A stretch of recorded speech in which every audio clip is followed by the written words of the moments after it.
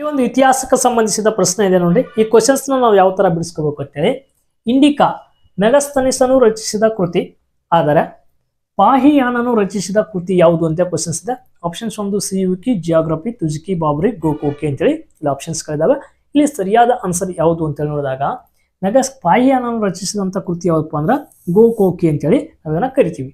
ಹಾಗಾದ್ರೆ ಪಾಹಿಯಾನ ಅನ್ನೋದು ಈತ ಒಬ್ಬ ಯಾತ್ರಿಕ ಆಗಿರ್ತಾನೆ, ವಿದೇಶಿ ಯಾತ್ರಿಕ. ಹಾಗಾದ್ರೆ ಸಿಯುಕಿ, ಈ ಸಿಯುಕಿಯನ್ನು ಬರೆದವರು ಯಾರು ಅಂತ ಕ್ವಶನ್ಸ್ನ ಕೇಳ್ಬೋದು ನಿಮ್ಗೆ.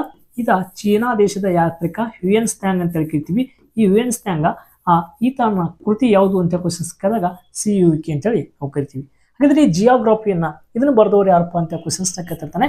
ಇದು ಟಾಲೆಮಿ ಅಂತೇಳಿ ಕರಿತೀವಿ. ಟಾಲೆಮಿ ಬರೆದ ಗ್ರಂಥ ಈ ಜಿಯೋಗ್ರಫಿ. ಹಾಗಾದ್ರೆ ತುಜುಕಿ, ಬಾಬರಿ ಇದನ್ನು ಬರೆದವರು ಯಾರು ಅಂತೇಳಿ ನನ್ನ ಕಮೆಂಟ್ ಬಾಕ್ಸ್ ನಲ್ಲಿ ಕಮೆಂಟ್ ಮಾಡಿ. ಇವೆಲ್ಲ ಎಲ್ಲಿಯೂ ಬುಕ್ಗಳು, ಇವೆಲ್ಲ ಎಲ್ಲಿಯೂ ಕ್ವಶನ್ಸ್ಗಳಪ್ಪ ಅಂದ್ರೆ 8th ಸ್ಟ್ಯಾಂಡರ್ಡ್ ಬುಕ್ಸ್ಗಳು ಆಗಿರ್ತವೆ.